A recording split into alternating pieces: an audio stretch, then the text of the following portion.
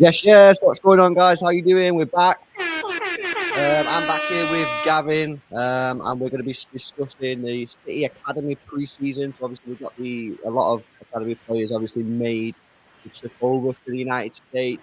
And quite a lot of them played, especially in that first game. And then obviously we had notable performances from Wilson Esbrand, who played fantastically well against Bayern Munich, and obviously Rico Lewis came on for a little stint at the end and played pretty well. Gavin, how you doing, man? You all right? Yeah, all good. Thanks, Lewis. Yes. Looking forward to it. Yeah. Good. Where should we start then? Should we start with the Club America game? Did you? I guess you've seen the City versus Club America game. Obviously, a lot more sort of performances. I know McAtee even came off the bench for that one as well. Let me just get the team up for that one. So let's see Yeah, what. I think the main talking point from that game is Luke and Mbete, isn't it? I think how he played the full game and he was so calm and again as I mentioned to yourself, his passing range I was really impressed on how well he passed the long balls and stuff, and helped create a lot of space behind the defense with his balls and as we said, he was so calm as well when he was pressured as well. Yeah, he had a really good game. I thought he's had a really good game. That's a couple of performances now I've seen from Luke Mbete recently where he's done really well. I early on, sort of like I remember last season, early days, and like there was a lot of hype around him. And I've seen him quite a few times in the EDS, and I never really seen too much of the hype. I never really believed it. But then I've mentioned the Leeds game previously where he really sort of impressed me against Patrick Bamford. And then this was a big test, obviously, against Club America. And I thought he looked really, really well. And the biggest compliment I could give him for that sort of game there was that he really looked like he'd been playing in that City side for some time, didn't he? Yeah. So, like I say, you thought maybe it was Laporte's in his place on because he's left-footed on that side, and like I say, spraying those good diagonal balls across. He was doing it really well. Really impressed. Yeah. Yeah, guys, let us know what you thought about Luke Mbete's performance in the chat, and then we can obviously come to that in a moment. A couple of other players came on against Club America. We'll start with Kaiki, just because he's the first one on my list here. He came on. I've seen him a few times as well for the EDS. He actually done pretty well in the EDS. His stats are pretty good, but it's one of them. When I see him play, sometimes I do worry about how sort of lightweight he is. Obviously, he will sort of bulk out as he becomes a little bit older. Now his stats in the EDS are pretty good, but yeah, again, something that I've seen a few times that he has been knocked off the ball quite a lot. Now, he didn't have too much time to make an impression against Club America. I actually thought that he did all right when he got on the ball. He looked like he was trying to make stuff happen, and didn't do anything wrong, did he? When he came on, no. Certainly, he was part of that forward momentum that tried to push Club America back and stop them doing anything. Obviously, at half time, you thought 2-1, maybe with changes and stuff, there might be the odd goal here, but City just looked solid and thing, didn't they? Even when the youngsters came on, it didn't make any difference really. They fitted in really well and didn't make any silly moves and left people exposed. They did all what they needed to do and played some nice, neat football. Yeah, no, absolutely. Guys, if you've got any questions about any of these academy players as we're going through, just fire them in the chat, and then myself or Gavin will answer. A lot of love for you, Gavin, in the chat, man. We've got signed Silver, big Gav, yes, signed Silver. What are you saying? Comment here from Leonard says Mbete all right, but not there yet, which of course is true because he's only 19, so he's going to take a little bit of time to further develop. But it is good that he is getting there, and an all right performance from an academy player in a preseason is a good performance. You know what I mean? So. Yeah, that is decent. That's good.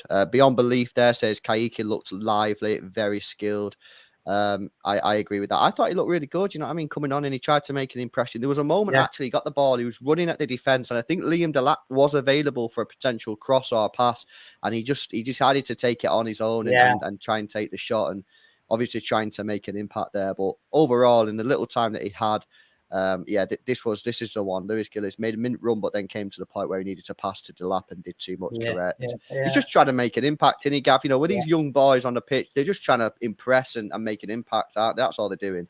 Yeah, I mean, because I thought Rico Lewis in that first game, he had opportunities to carry the ball a few yards and he didn't, and he made the safe passes, but then obviously we're going to talk about the other game, but when he came on against Bayern, one of those first things he did is have a go and have a run, But yeah, so maybe as I spoke to a couple of people, I said that maybe Pep will obviously have a word with him and say, look, there will be opportunities where you can take a few more chances, and obviously he did, and it was. But yeah, because I think it was maybe the situation slightly overawed him in Houston against Club America, but yeah, nobody. He didn't lose the ball, did he? So, but he just didn't make any of those situations where there's about 5 or 6 yards he could have pushed the ball forward and just didn't. But yeah, but as I say, we'll talk about. Comment here from Sam who says, I'm telling you now, in 3 years' time, Luke Mbete will be a starter for Manchester City. So a fan of Luke Mbete there from Sam. Look, if he's just got to keep improving, keep putting the work in. That's what it's about at this. No one can really tell unless you're an absolute gem of a player whether or not you're gonna make it at this age. And I think it's even tougher to look at a centre back and make that call. But Luke Mbete's on the right path. He's on the right path for sure, and he just needs to keep on putting that work in and going on. Oh, yes, Ginger Wig is in the chat. Yes, Ginger Wig says, Gavin was spot on about Rico Lewis in his previous chat. Loving this content. Yes, Ginger Wig. Thanks a lot, man. And I mean, we will get onto a little bit more on Rico Lewis in detail when we move on. He did come on against Club America, but obviously I think he made more of an impression against Bayern Munich when we come on to that. Liam Delap, he came on against Club America. Now, I've got a sort of love-hate relationship with the whole Liam Delap situation, not the player, the situation, Gavin. And for me, I think 2 years ago, and I think maybe a little bit last year, in fact, not last year, it was the year before, so 2 years ago, when we didn't have a striker, Liam Delap was tearing it up in Premier League 2. And I was quite frustrated that Pep never played Delap more than he did. He had a great game. I think it was against Bournemouth at home where he scored that great goal with his weaker foot. And then that was it. Then we just never seen him again. And it was really frustrating. He really should, in my opinion, that year, he should have got more game time in the first team. Didn't. Then last season was basically ruined through injury. And I just think with Liam Delap now, the Premier League 2, he can't stay in there forever because you've seen it. It's probably going to make him worse because he's not getting challenged. You see, he just bullies the centre backs in that game. And I don't know if you watched it, but do you remember when we played Rotherham last year? He'd just come back from injury, so he'd not been back for too long. This is the Checker Trade Trophy or whatever it's called nowadays. I can't remember what it's called. Papa John's now, isn't it? Yeah. Papa John's Trophy. Yeah. And we played against Rotherham, got beat 5-0. But Liam Delap played in that game. I'm bearing in mind he had just only come back recently from an injury, so he's never going to be off the pace. But in that game, it looked to me like he struggled a bit playing against actual adults rather than kids. So for me, he needs to be playing against actual adults in a proper division rather than playing in the Premier League 2, where every week all he does is just use his power and strength just to get him the goals. So he needs to, so he doesn't have to think about his runs all that much. Of course, he's thinking about them, but he just knows that, all right, well, if the ball's played there, I'll just run and barge past the centre-back because I'm stronger and I'm more powerful than him. If he goes to a lower league or Premier League, obviously Southampton are interested, and plays against actual adults, I think that will then improve his game. There has been some rumours linking him to a move to Southampton, a couple of bids there. Doesn't look like that's been accepted as yet. But I thought, actually, he did really well against Club America. I thought his hold-up play was really good. Again, for the short time he was on the pitch, his hold-up play was really good. And I was really quite impressed with him. Yeah, I think he did. But again, like we were saying, going back to how he sort of stop-start last year because of the injuries and stuff. There's been times where you think, is he going to be pushing on, because sometimes you think, is that really there? But then there's other games where say he just grabbed the ball and just ran with it and smacked it in there, you think, the guy's got it, so you think, but maybe, as I say, he needs to be playing regularly against men. And I'm not so sure a Premier League, he'd be playing week in, week out in a Premier League side yet. I don't think he's quite there yet, is he? Because I think, he sometimes those decision making because it became so easy in the Premier League too, he hasn't learned those nuances in the decision making that you're going to get when you're playing against league opposition week in, week out. And as I say, so I think Championship should be where where either a permanent deal with a buyback or whatever clause, or a loan, whichever, But he definitely needs to be playing regularly with, like you say, with the men in the league format. Yes. Ben Away says apparently the latest news on Delap is that it's a 23 plus 2 million add-ons I've seen this morning with Delap from Southampton. That would probably include a buyback. Let me tell you my thoughts, and I've give this a little bit on the stream before. This is what I think we should do with Liam Delap. I'd loan him out, right? I'd loan him out this season. I reckon he'd slam it, and then I'd look for a sale at the end of next season for 35 million plus, because if he does well in the Championship, which I believe he can do, then you're going to get that sort of fee. The problem is with that, Benno, is if we was to sell him for 23 million plus 2 million add-ons, that's obviously a good deal, because for a guy that's played 1 or 2 games for your club, that's an excellent price. Yeah. However, for me, I believe he's got the potential for, even in 12 months' time, to go for maybe 35, 40 million, maybe even a little bit more if he does really, really well. Yeah. Now, if you put a buyback in there with Southampton, well, Southampton are going to have to put a buyback in there of 35, 40 million, because they're not just going to let you put a 25, 30 million buyback in. Otherwise, where's the growth for them? Yeah. So the buyback, if we agree to that deal, the buyback price would be around 35, 40 million. At that sort of price, then are you going to buy him for 40 million and sell him for 50? He's going to have to absolutely slam it on the loan deal for that to make sense. So I don't think that's going to happen, and that's why I'd reject that deal, and I'd offer a loan deal to someone in the Championship, like Gav says, where hopefully he tears it up, and in 12 months' time, say he scores 20, 25 goals in the Championship, which, based on what I've seen, so long as he can handle the physical nature of the league, which, it might take him a little bit of time for the first couple of weeks, but I believe, and I know, Gavin, you've seen him play, he's a very strong, he don't take no prisoners, does he? He'll run into people, he don't care. I think if he can get 20, 25 goals in the Championship, which I believe he can do quite comfortably, you'll sell him for 35 million all day long, in my opinion, due to his age. And his stats in EDS. So that's my preferred option with Liam Delap. I don't think he's going to make it at City, just because we've got Haaland and we've got Alvarez. However, whilst the 23 million is tempting, and I wouldn't be like, nah, City, you're making the wrong decision if they did accept it. I would fully understand why they would accept it, given he's only played 2 games for the club and it's 23 million quid. I just think if you just give him a year in the Championship, I believe, based on what I've seen and the quality that he has, I think you could be getting 30, 35 million for him. So it's a bit of a gamble, isn't it, Gav? Because obviously City might want the cash in now. But again, he could pick up another injury and hardly play, and he could work out against us. But like I say, I think he'd want to go to a situation where he knew he was going to be a regular starter if he was fit. Yeah. And I don't, as I say, even at a club like Southampton, at that young age, I don't think, because even, like I say, Brozier he had a few impactful games, but for most of the time he was dropped off, wasn't he? And didn't play too many in the end. I mean, I'd say West Ham were interested in him, but I don't particularly rate him that highly. I think that for him personally, I agree with you. He needs first team minutes, and I think that making that move to the Premier League now, whilst it's, we all love the Premier League, he'll want to play in the Premier League, and he'll probably get a lot more money if he signs for West Ham or Southampton. I just think that's for him personally. I don't think that's the right move.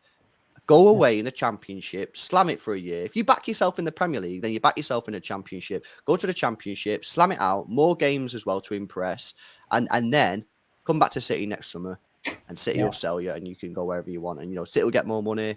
You'll go to a Premier League club, hopefully being a first choice starter rather than being a backup choice. And I just think that's the way that it goes. Unfortunately for him, he's sort of like 6 months to a year behind schedule, isn't he? Because obviously last season for him was just completely destroyed from his injuries, coming back, and then another injury, and he just never really looked himself. Still hit some decent numbers if you look at the stats, but last season for him was just a real sort of sad one. We discussed this on the last show, actually, how that age between sort of like 17 and 21 is such a crucial period of time in any footballer's career. And for Liam Delap, he had a year of just torrid injuries and stuff. And just a bit of a sad situation. And we're going to move on to, who should we move on to next? We've got Cole Palmer, Rico Lewis, James McAtee, and Esbrand. I tell you what, on the Rico Lewis and Esbrand thing, we'll cover them as a whole, including the Bayern performances, because that's where they came right into their own. But obviously, we've got Cole Palmer and Mbete to speak about. Now, before we come on to them, guys, I want to let you know about our sponsor today is the guys at Manscaped. Please check out this ad and then go buy products. Yes, yes. 85% of partners prefer a man who is groomed below the waist, and 96% of partners think bad grooming is a major turn-off. That's where Manscaped have come in to help us all out, including myself, lads. The Lawnmower 4.0 is a trimmer specifically designed with our crown jewels in mind. It has skin-safe technology to reduce those nicks and cuts and gives you the maximum confidence while trimming below the waist. It's also IPX7 waterproof rated, so you can operate in wet or dry conditions. It has a premium 7,000 RPM motor with quiet stroke technology and a massive 90-minute battery time, which is supported by its wireless electromagnetic charging function. With the Performance Package 4.0, you'll get the Crop Reviver with witch hazel and powerful odor defense. This keeps your balls protected after a good shave. Crop Preserver with its soothing aloe vera and advanced quick absorbing cream, keeping your balls feeling fresh and hydrated. And the Weed Whacker to trim ear and nose hair. The Performance Package 4.0 has everything you need to keep you the most groomed man in the room. Use our code XTRA20 XTRA20 at checkout and you'll save yourself 20% off your order and receive free international shipping.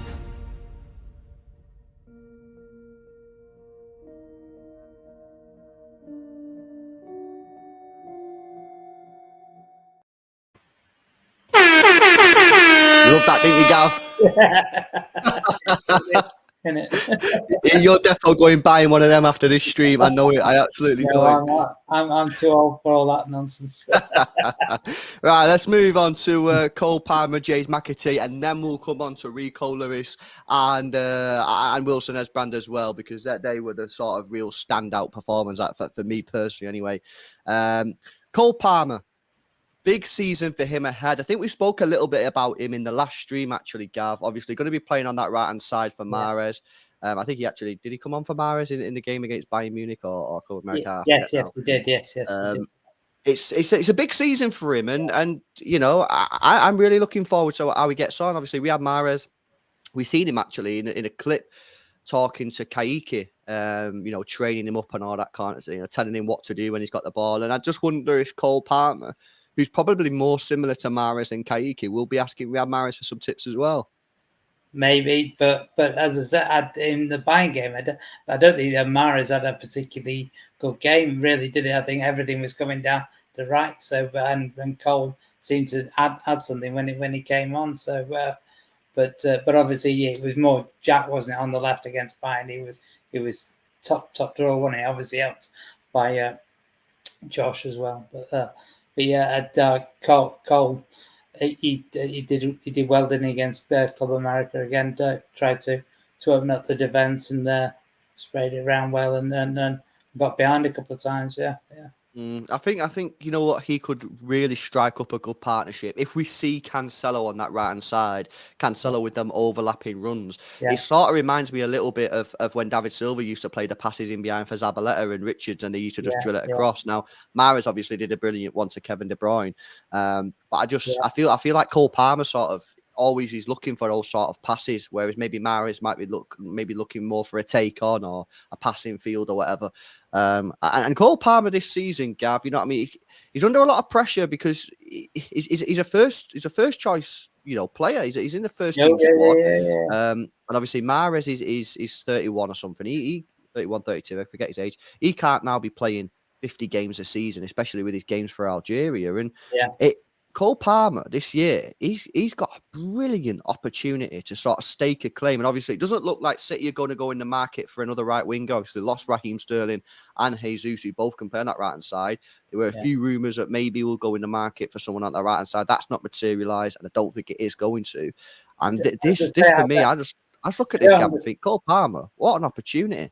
I don't understand why they'd be looking on the right. I would say he's on the left, because on the right you've got Cole, Riyad, and Alvarez tends to play off the right more than on the left. And so, as I say, if they were looking to replace it, I want to be on the left. And as I said, I like Gordon at Everton if they were going for someone, but obviously, you know, we've got a Dozy still there. Is he going or is he not? You know, so.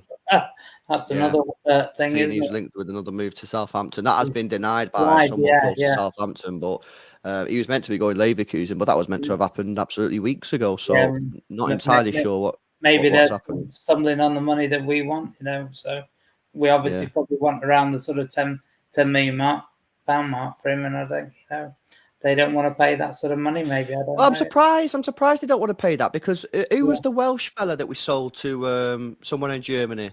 The Welsh winger a few years ago after Robbie, Sancho. Robbie Do you remember? Matondo, you talking Yeah, about? because he went for about 8. Yeah, And Adozi, in my opinion, is clear of Matondo. yeah. So if I never rated Matondo at all, but no, I didn't really rate him at all. I like Adozi a lot, So yeah, he's Yeah, got real skills, Adozi. Yeah, I was quite surprised that we're yeah, struggling to get 10 million for Adozi if yeah, we got 8 yeah, million for Matondo because yeah, maybe Matondo was just riding on the back of the Sancho hype because I think that was maybe a yeah, year after Sancho left. yeah, So I think yeah, maybe people was just looking at him going, "Oh, he's the next Sancho," when yeah, he never yeah, really was. But yeah, Adozi, I think Adozi is a top class player, and yeah, I think he's for Samuel Adozi for. I know he was out for a long time as well with a bad injury, wasn't he? yeah. But I think £10 million well worth the risk Oh yeah, yeah, when you see some of the other players that are going. But yeah, Cole Palmer, he's got a great opportunity this season. Looking forward to how he gets on. A player that had an interesting game was Mbete. He come off the bench, didn't he? He yeah, didn't really impress, in my opinion. yeah, But again, he may be one that is in need. In fact, in my opinion, he is in need of playing against adults because again, yeah. he's tearing up the Premier League too. And actually, if you look at his stats in the reserve games, they're That's so good. last year It, was amazing, wasn't it? He yeah, he but he just dragged that team to victories on so many occasions when mhm. we were behind or level or whatever, and he just in the last 10 minutes or something, he just destroyed defense. Open them up like that and just score a goal or put ball through or whatever. He was brilliant. Yes, for me, he's another one that needs to get out of that reserve team. And, Yeah, I get what people are saying when they say, oh, but look at Foden. Foden didn't go out on loan. But I think we need to understand that we can't just take one approach and say it worked for Foden and say we need to do that with every single other player. Just because a player goes out on loan does not mean that's the City career over. yeah, We need to look at players and go, what is best for the development of this player, and how can we best get this player into a City first team? Well, making him play in the Premier League too, where he's scoring hat tricks in games as a midfielder, is not good for his development. Again, I refer back to the Rotherham game as it was an interesting game and it was against yeah, adults.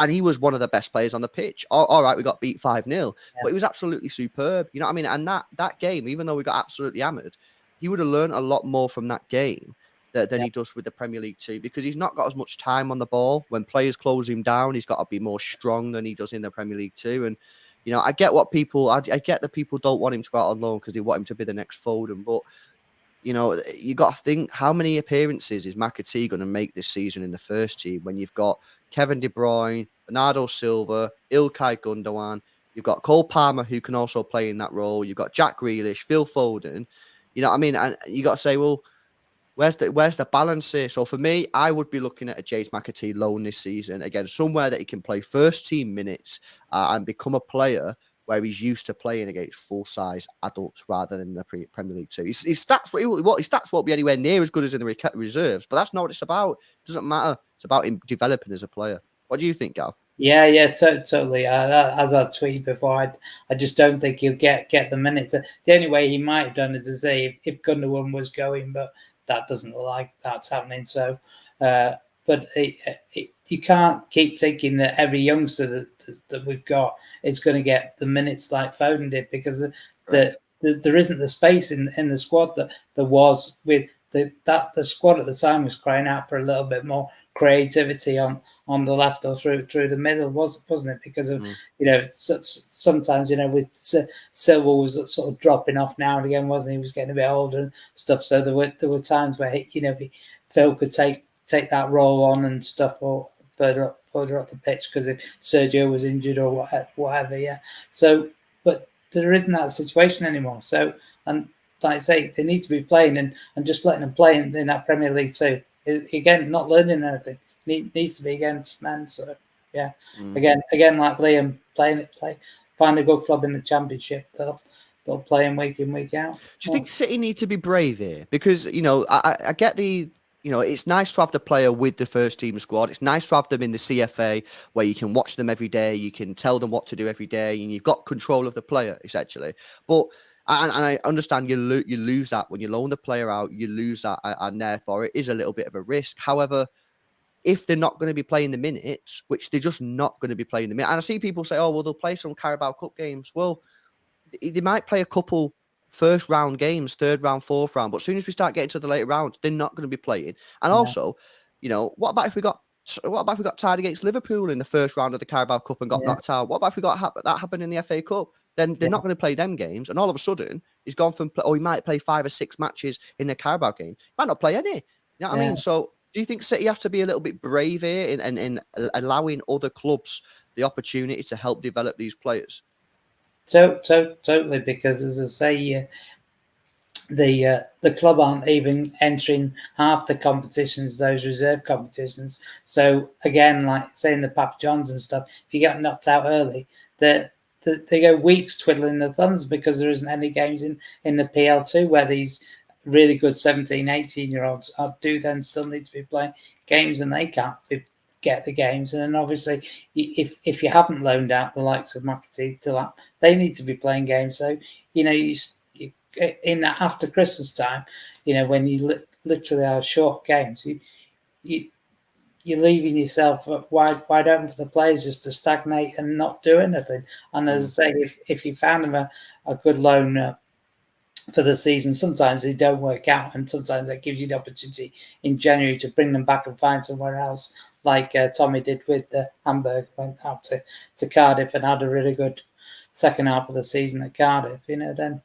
Then that's the way to do, isn't it? Because they're going to learn so much more playing regularly against men in the league format, no question.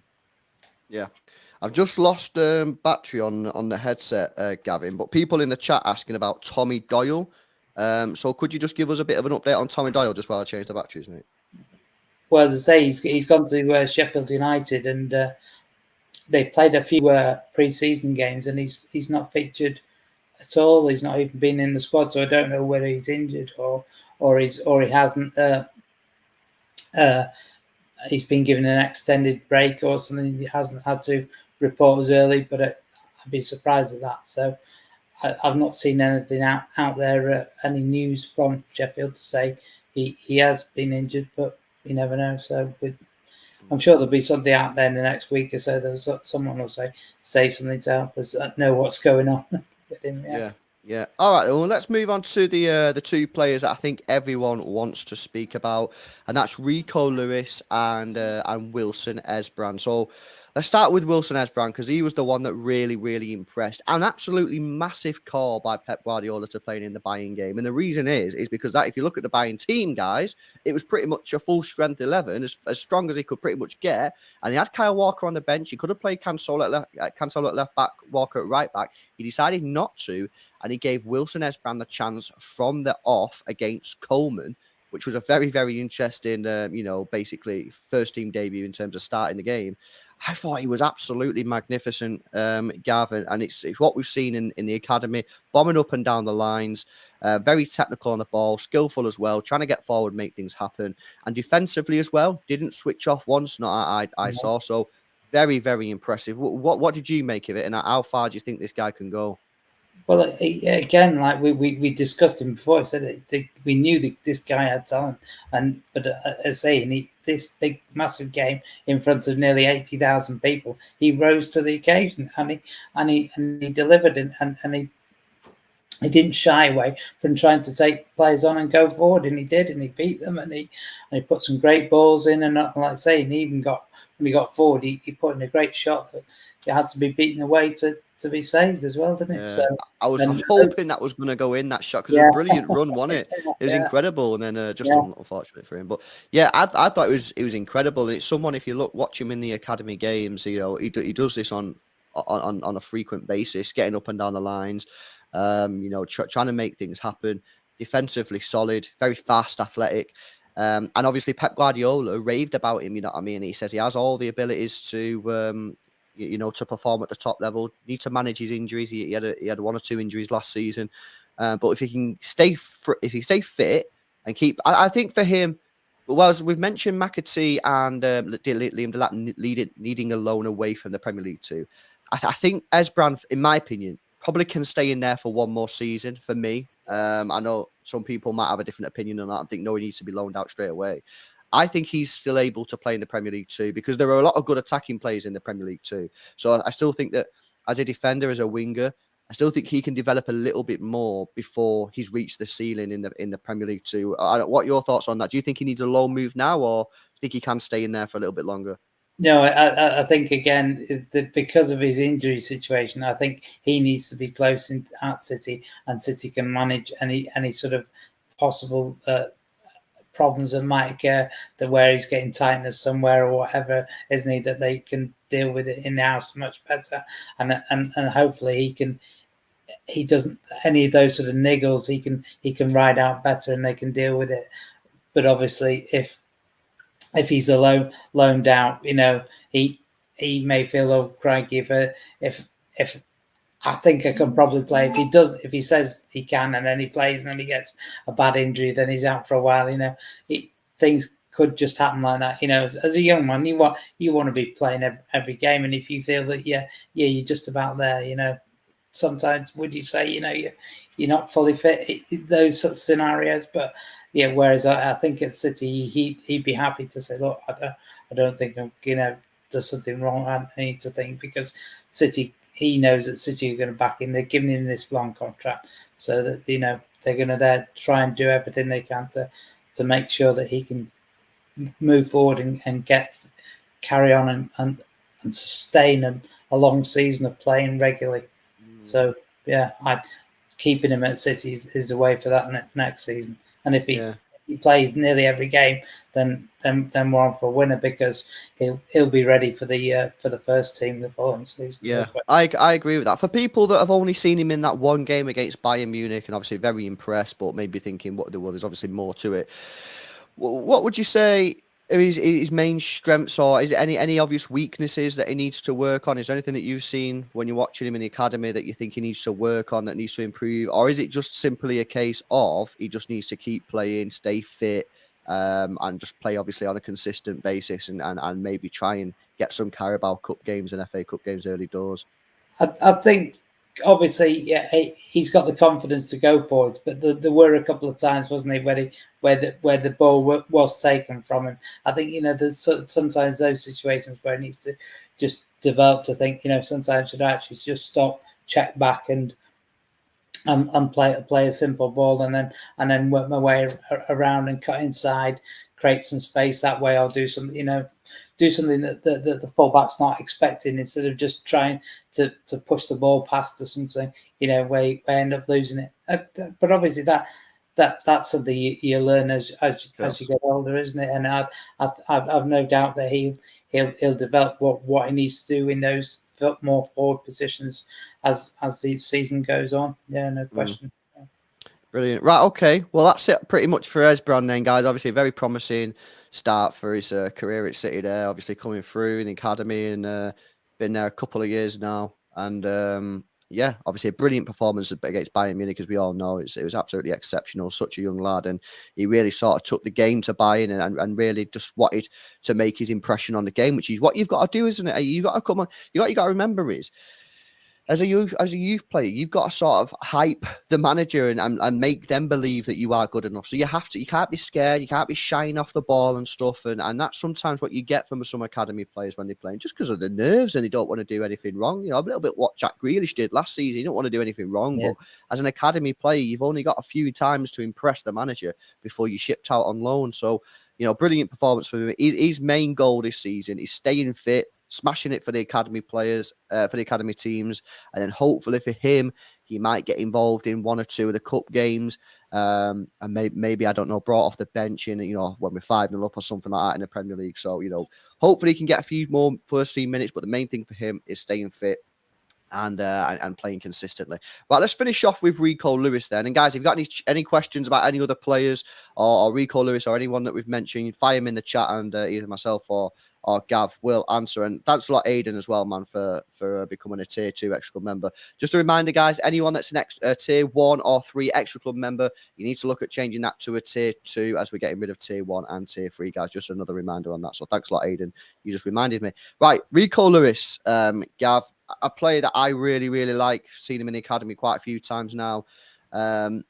So powerful, explosive, likes to get forward and get himself into goal scoring and obviously assisting areas. He only come on for 10 minutes or so. Oh, it wasn't even that. I think it was 5 minutes against Bayern Munich. But my God, did he make an impression? He had the whole of the City social media guys on Twitter going absolutely wild. He was fantastic. He almost scored a goal. Yeah, the way he dribbled past the two players in the box and nearly put the ball in at the near post. Absolutely brilliant, but very, I say, similar to what he did against United right at the start of the season, last season as well. He ran into the box and went past defenders and put it in at the near post. I thought it was like, whoa, yeah. We're seeing that again, but against Bayern Munich, brilliant. But as I say, against Club America, he was just a bit reserved. But then to do that against Bayern, I thought, yeah. So someone's had a word in his ear saying, look, we've seen what you can do. Just if you get that opportunity, see what you can do, and he's taken it and gone, wow, and like I say, lit the social media up brilliantly because he's got the talent. Yeah.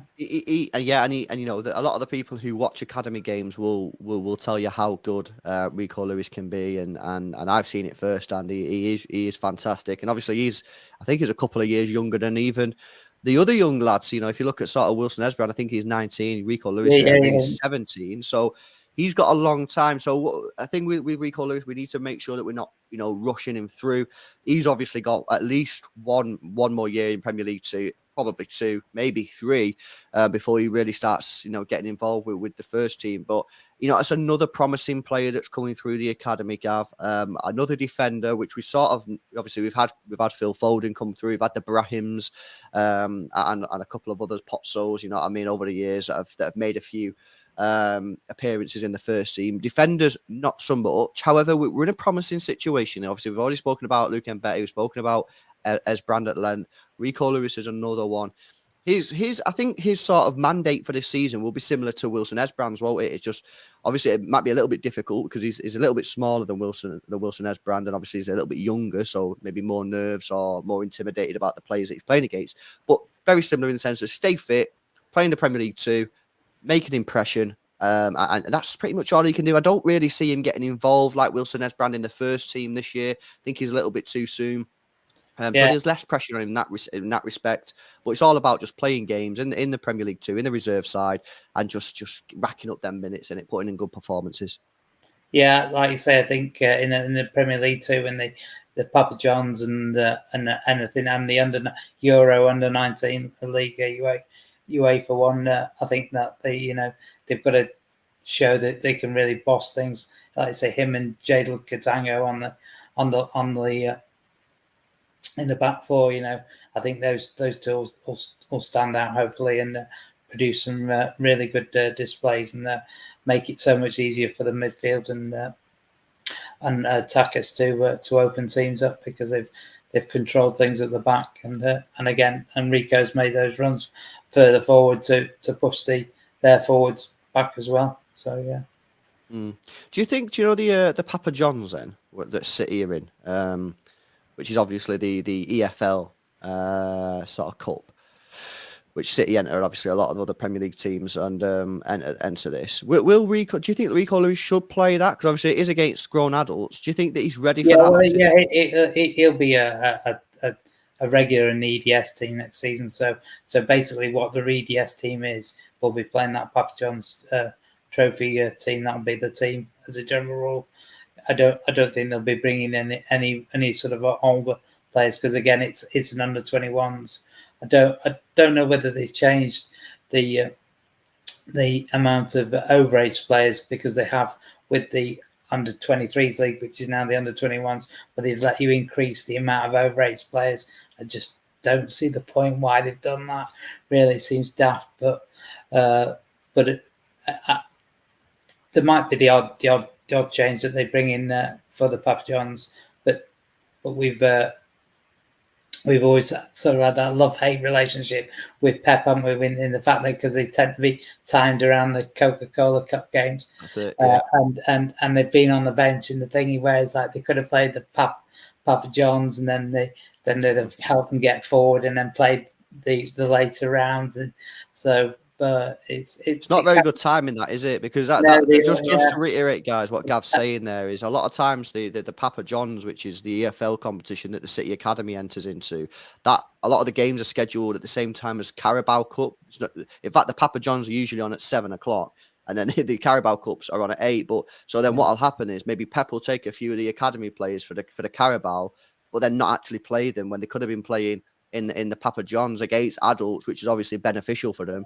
And then it's sort of like, and then what happens is then you put maybe even younger players in the Papa John's games who are maybe not ready for it because the EDS players have stepped up to the Carabao and they don't actually play. And it is a little bit of a fraught relationship there, but that is kind of stupid scheduling from whoever schedules the games. They should really separate on different weeks, but I mean, that's just English football for you, isn't it? I mean, that's just the way. I don't know whether there'll be any clashes because of obviously the World Cup this year with how they've scheduled the Carabao this year, whether or not there's clashes, because obviously we've got an early start, but this year we've drawn Derby, haven't we? So obviously that'll be a massive game for the young lads playing in front of probably about at least 10,000, I should think, at Pride Park. I would have thought so.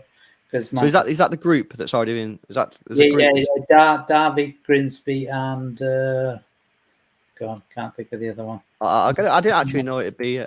It was drawn a while ago, and the actual fixtures are on.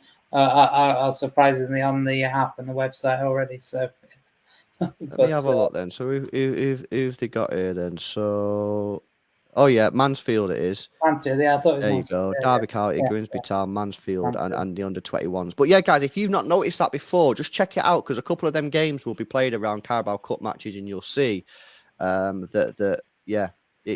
little bit weird the way they do it, but still good. It's a good experience for the lads that do play. Of course, that is decent. Right, guys, we've pretty much covered everyone there. So what I'll do, if you've got any questions about any of the academy players that we've not mentioned or any of the players that we have, and you just want us to answer them sort of quick fire them in the chat now, and then me and Gav will answer them before we finish up. Before we do, as you're putting them in, I'll just roll this Manscaped ad again. Make sure you go buy products at manscaped.com. Use code Xtra20 for 20% off and free shipping, guys. 85% of partners prefer a man who is groomed below the waist, and 96% of partners think bad grooming is a major turn-off. That's where Manscaped have come in to help us all out, including myself, lads. The Lawnmower 4.0 is a trimmer specifically designed with our crown jewels in mind. It has skin-safe technology to reduce those nicks and cuts and gives you the maximum confidence while trimming below the waist. It's also IPX7 waterproof rated, so you can operate in wet or dry conditions. It has a premium 7,000 RPM motor with quiet stroke technology and a massive 90-minute battery time, which is supported by its wireless electromagnetic charging function. With the Performance Package 4.0, you'll get the Crop Reviver with witch hazel and powerful odor defense. This keeps your balls protected after a good shave. Crop Preserver with its soothing aloe vera and advanced quick absorbing cream, keeping your balls feeling fresh and hydrated. And the Weed Whacker to trim ear and nose hair. The Performance Package 4.0 has everything you need to keep you the most groomed man in the room. Use our code Xtra20 XTRA20 at checkout and you'll save yourself 20% off your order and receive free international shipping.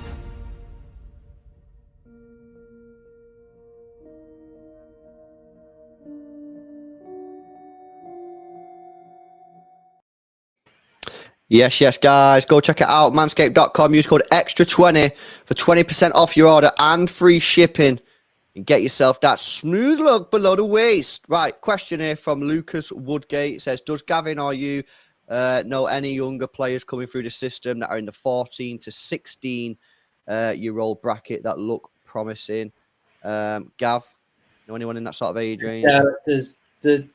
There's not really, with City have signed a few players, but again, at that young age, I don't particularly like, putting any sort of pressure on anyone at that age, and it's just nice to see them enjoying the football and doing some nice stuff down again. Just it's only when they start playing for the under-18s I think you can start to give them some sort of assessment, really, because it's not fair on them, I think, really, So I think too much hype around some young players, and I mean, obviously there are some really amazing superstars like we had with Phil and Jaden at the time when they were coming through, but I think there's such a good quality throughout most of the squads that I don't see as any sort of superstars out there at the minute that I've seen. But obviously, it's a lot harder with COVID times to actually go and watch some of these youth games, because obviously before COVID you could go and watch a lot of them, but not at the CFA, because CFA had restrictions there. But when the away games like at United or anyone that it was always easy to go and watch them and see. You can't watch them as easy these days, so it's harder to give a judgment on the odd game that you might see them. So yeah. Yeah, a couple of questions coming in actually from New Briller and Jojo asking about Carlos Borges. I seen him once or twice. He's impressed me. Your thoughts, Gav? Yeah, he got a lot of pace, hasn't he? Got a lot of really good close control. But again, we need to see him have a full season in the EDS and see what he can do. I think if he has a real storming full season in the EDS, then we can start talking about him in the brackets that we talk about as likes of a Dozies and McAtees and other things, But yeah. Another question here from Shard Light. Thoughts on Yankuto? He's left today. He's gone Girona. Yeah, I mean, obviously, I tweeted out. I thought it was a bit strange, given that he was playing Europa League last year. Well, I say Girona, they notoriously come up and go straight back down, don't they? Sort of thing. They sort of just struggle in La Liga, don't they? So we'll see. Bit of a weird move that for me. Yeah. I'm quite surprised by that. You know what I mean? Obviously, playing for a team that's likely to be in a relegation scrap, barring miracle. Yeah, and Girona, I don't think the loan deals that we've loaned there before particularly worked out. No. However, they have just signed Castellanos from New York City FC, who's a good player. I've seen him once, so I'm just basing this off one match, but it was in the New York derby, and he played very, very good. I don't know what other signings they've made. Maybe they're trying to really invest into Girona to keep them in, and maybe it's not actually going to be as bad as it previously has been. But yeah, a bit of a strange move that for me. But they didn't light up the Segunda division, did they? So they weren't running away with it in that division. So yeah. Last two players before we wrap up here, then Gav. We've got Oscar Bob question from Lengen Sweet, and we've got a question on True Grant, who's a promising young goalkeeper who's very good on his feet, according to Jake. So, yeah, Oscar Bob and True Grant. I don't know which one you want to start off on. I don't know if you've seen True Grant play. Have you? Yeah. I saw him a few times towards the end of the season in the in the quarters and semi-final of the cups, and and I saw an England game on a stream as well. True is a really good player. I like him a lot. But again, as he's a goalkeeper, it's early doors, isn't it? You've got to be I think 19, 20 before you start to see the better of what they are. I think keepers, it's an art form they learn, and obviously, like I say, James Trafford stayed at Bolton, which I think was a good move, because again, it guarantees most of the time that he's going to be starting, isn't he? So in front of a fairly big crowd, where there's a bit of pressure for him, and he performed last season. So I think a full season there, I think he'll develop much better than he would do if he'd gone up to a championship club where he may not or may started. Whereas he made the decision to stay at Bolton, because again, as a keeper, you still got to be there saving the shots and stuff.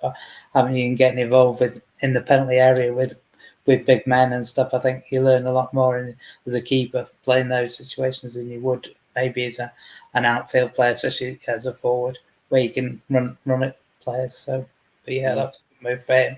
But True Grant, like him, but again, very early days for him. Oscar Bob, we chatted about him the other time. Yeah.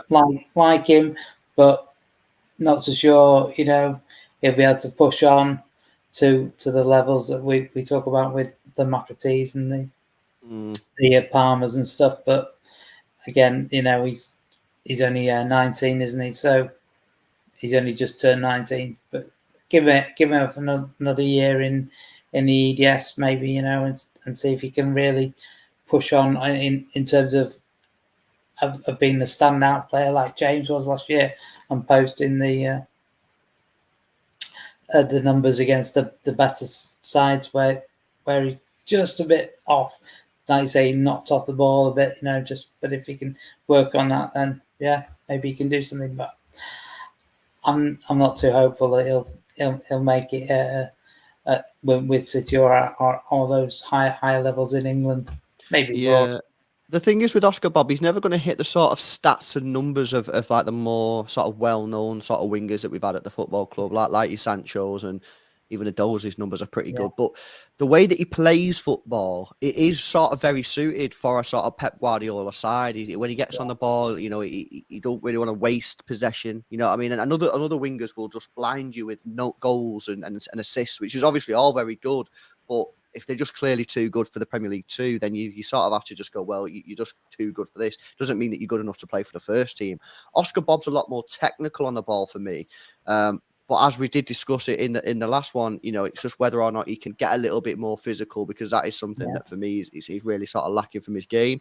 He's obviously still young and he can grow and develop a lot more. But I really think that this has to be the season for Oscar Bob where he really sort of stakes a claim if he wants to sort of stay at City. But even if he ends up leaving, someone in Germany, he's good enough to go to one of these German teams who just keep picking our players for 8 to 12 million quid. And obviously that's money in the bank for City. And, he's still got one more year for me at City in this academy season to really sort of show what he's capable of. And there are a lot of Oscar Bob fans out there, Gav. I see it on social media a lot. There's a lot of City fans who rate Oscar Bob, and I understand why. He's very technical. He's very good on the ball. But I think this season, he just needs to show a little bit of arrogance. You know what I mean? When he gets on the ball, show a bit of arrogance on the ball. You know what I mean? Show that you are the man, and let's see what you can do. But anything else to add on Oscar Bob before we wrap up there, Gav? Or no. As I say, obviously you have your opinions on different players, but it's always great to see your opinion shoved back in your face if a player turns out to have an amazing season. Well, correct. And funny enough, I openly say that about Cole Palmer. I remember when I first started seeing Cole Palmer, and he was this tall, skinny lad, really skinny. I know he's not the most bulkiest of guys now, but he has grown a lot. I remember seeing him, I'm thinking, there's just no chance this guy's going to make it, as a Manchester City player, because he was just so skinny. You know, I mean, you remember what I'm on about, Gav. He was such a frail lad, and I was thinking, there's absolutely no chance this guy's making it. And he's just proven me wrong. And that's absolutely what we want to see. Of course, we all give opinions. We all watch football, whether it be academy football or Premier League or whatever football. And everyone has an opinion. And, most of the time you're probably wrong on your opinion in the end. And and it's just great to see. I absolutely love telling my Cole Palmer. It doesn't embarrass me one bit. You know what I mean? I love telling it because, it's all about opinions, isn't it? And what's your worst take, Gav? Have you ever had a really bad take that I'm not telling anyone that because that's quite embarrassing. Are you a football guru? As I say, the only one that's thinking was Harry Brooksy at Bournemouth, because when we released him, I watched him about 7 or 8 times just before we released him, and he was really just didn't see it show up at all. I thought, he's not going to make it anywhere, and he has, but he's been the only one that I think I can say that really proved me wrong. And I don't know, I don't want to be arrogant about myself, but it just seemed to have a connection about who I think's making it and who doesn't. And like I say, the academy staff, whenever I chat to them, they always say, "Oh, you're a bit harsh on things," but when I'm generally right about how their career would go. And you've got to call it as you see it. And I remember my probably biggest one was Brahim Diaz when I seen him playing in the team with Sancho and Phil Foden, and he got a lot of praise. But I called it from day one. The guy never used to lift his head up off the floor. No. He also run with the ball, and his head would just be looking down like that at the floor. And he'd be like, "This guy will not make it as a top pro unless he starts carrying the ball with his head up, because you need to know where other players are." And of course, he done come into City a few times, done all right, went to Real Madrid. Everyone thought he was going to be mega, and just flopped. And then I don't know where he's gone now. He's at AC Milan. He's thinking, isn't he? He's doing a lot better, but yeah, he's not. He's not on everyone's lips of when they pick the FIFA teams, is he? No. Right, we'll leave it there then, Gav. I think we've covered pretty much everything there. Hopefully we can get these sort of weekly check-ins and see how the academy are doing and stuff. And I'm hoping to get down to a lot more games this season as well when it all kicks off and stuff. So yeah, it's been another good chat there, Gav. I'm sure people have appreciated it. Thank you very much for your time. Guys, you can see Gavin's sort of Twitter handle there on screen. Always posting loads of stuff about the academy, EDS 18s and stuff. So you want to be kept up to date with the academy. Follow Gav there.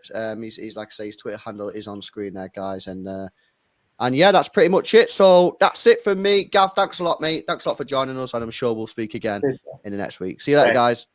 Cheers.